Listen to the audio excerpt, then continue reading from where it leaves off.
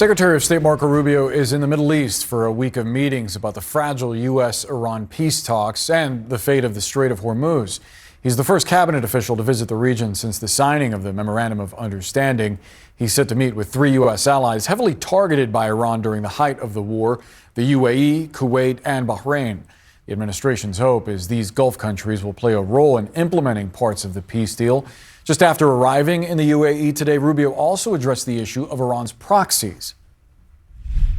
A careful reading of the MOU will see that when you talk about, for example, a complete and end of hostilities in the entire region, well, that's not possible. You can't have the end of hostilities and conflicts in the region as long as Iranian proxies are launching missiles and drones from Iraq and are participating in terrorism like Hamas did and like Hezbollah did.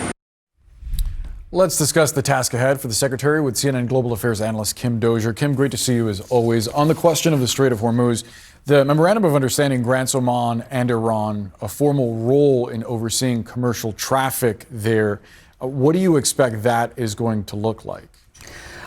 It would make sense, since those are the two countries overlooking that waterway, that they have some sort of a coordination role that reflects whatever they've done in the past. But Iran has publicly championed that clause to say that it's going to have some sort of charge on the ships that pass through, and said it's for safety and insurance, et cetera. That's a lot like the toll it said it would implement during the height of the war, and that's gonna come back to haunt the U.S. negotiators as they nut that out. It's notable also that U.S. intelligence last week indicated that at this point, Iran can close the strait seemingly at will. How does the U.S. prevent that at this point, given that as of a week or so ago, the White House was either unwilling or unable to do it through diplomatic means or by force? Look, the president himself has said it's easy to close that strait with the threat of a guy in a pickup truck with a shoulder-fired missile. So he has acknowledged publicly how hard it is to close that. The only way you could potentially take away the military threat is put troops on the ground on the Iranian side and take all of the high ground that overlooks the strait and keep the Iranian military out of it. That is a high cost in troops, the risk of losing U.S. troops that President Trump just doesn't want to go for. On the question of Lebanon, because obviously the situation between Israel and Hezbollah there is at the crux of this Memorandum of Understanding, and the question of how fragile it is. Netanyahu today called for Israel to break free from the dependency of U.S. arms. How do you read that? It sounds like he is not going to regard the MOU moving forward. It sounds like things are not well between the Trump administration and the Netanyahu government. To hammer home the stress and tension facing Netanyahu, the IDF just uncovered what it says is a massive, large armed drone factory inside Lebanon, half an hour from the Israeli border. The pictures that have been released by the various press organizations that got to tour it, it looks like some of the military facilities underground in Iran that build missiles there. And the drones that the Israelis say were being built there are the kind that Yemen fires. It could reach any part of Israel. That's the threat that the Israelis feel they are facing, and it makes it all that harder every time Trump says something like he's said in the past, Bibi will do whatever I want. No, he can't. He has a people to defend.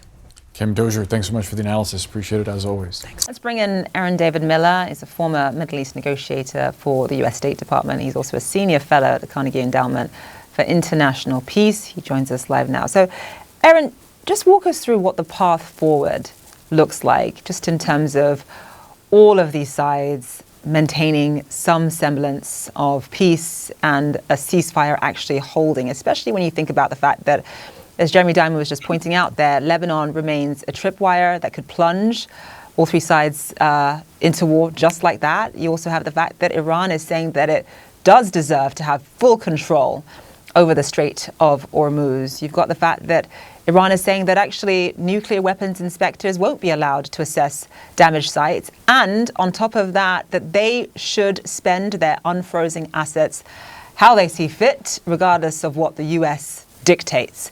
What is the path forward here, Aaron? Look, it's successful negotiations, in my view. I haven't negotiated with the Iranians, but I've had decades of experience in Middle East negotiations. Really rests on three main factors. Do you have two parties seriously committed to an outcome that would reflect the balance of interests? That is to say, one side, not one side wins and one side loses.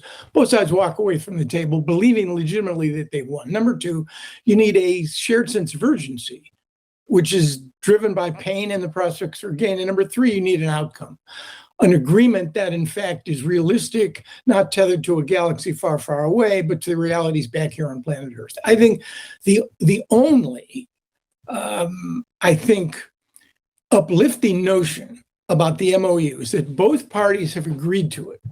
And the judgment that both are making, at least that was signed last Wednesday, so we're not even a weekend. The judgment that both Iran and the US have made is that the costs of staying in this agreement are not outweighed by the risks of having no agreement at all.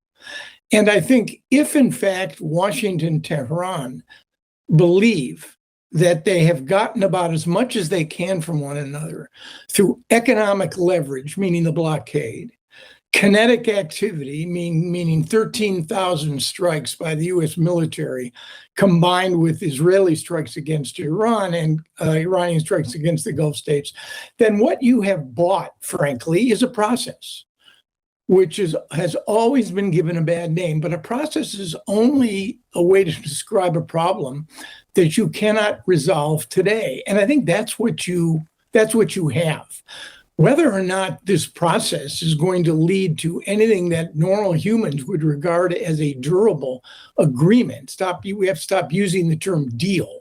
We're not talking about a deal. It's not a real estate deal. It's an incredibly complicated process of negotiation that will require weeks, if not months. The involvement of the International Agency for Atomic Energy, verification, monitoring, and incredibly technical discussions, which cannot be done in 60 days. Is there enough traction on lifting the blockade, easing traffic through the states? The last 3 days, you've seen more ships transferred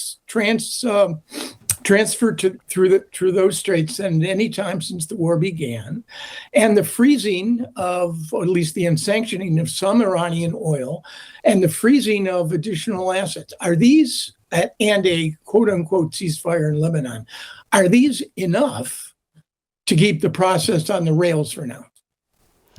Aaron, given that the United States has agreed to allow Iran to dictate at least some of the terms in this MOU, including the first clause, and that is a cessation of all fighting in the region, including in Lebanon, how does Washington prevent Tehran from constantly using that Hezbollah front as a permanent veto over the broader nuclear discussions? I mean, beyond that's part of the problem. And the reality, inconvenient reality, when a flawed military campaign, which has failed to accomplish most of its wartime objectives, ended up evolving into a flawed memorandum of understanding. I think the Iranians, frankly, and it's really quite stunning. I've been around negotiations for a long time. The Iranians, figuratively speaking, had better lawyers than we did. Why we agreed to some of the clauses and the wording in this MOU, to me, is extraordinary. Part of it's because it was done through intermediaries. Part of it because it was seemingly done, looks like on the back of a couple of cocktail napkins, and seemingly because some of it was done on cell phones. You didn't have at the table on the American side the kinds of expertise and lawyers, smart lawyers who understand negotiations, who understood that if you put Lebanon as Article 1, like the Article 1 of our Constitution, which is Congress's role in balance of powers, you're making a major statement. And you mention Lebanon 3 times before you even move on to Article 2. We are literally, I think, falling prey to our own incompetence and lack of serious thinking. And now we are locked into an MOU, which since last Wednesday has had 4 impacts in the real world. 1, the blockade is eased. 2, Iranian oil is unsanctioned. 3, our military strikes against Iran have ended. And 4, the straits are theoretically open, but as the 3 of us know, they really aren't. The Iranians have leverage, fingerprints all over them. They're talking now with the Omanis about navigation fees. So on balance, things have got to get better. And the lawyers on our side and the negotiators on our side need to get better, because right now, semester's not over. But I'm telling you, I'm thinking here D+ if we're lucky. Yeah, I mean, you laid it out so perfectly. One of the biggest concerns is that Iran is now stronger than it was before February 28th. And that's part of the issue that Marco Rubio has now, because he now has to convince Gulf allies that that is not the case. And also he's convincing them to invest in that $300 billion fund to a country that attacked them over the course of the past 4 months. Erin David Miller, live for us there. Thank you so much.